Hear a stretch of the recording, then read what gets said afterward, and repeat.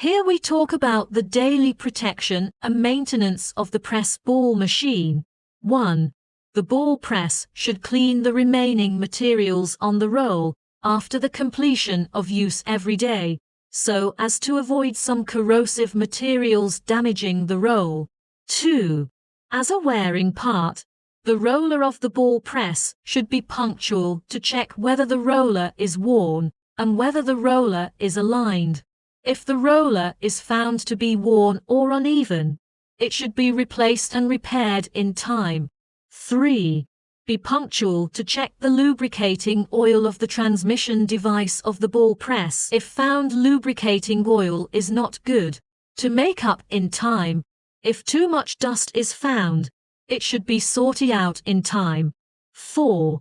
Check the line of the ball press on time to ensure production.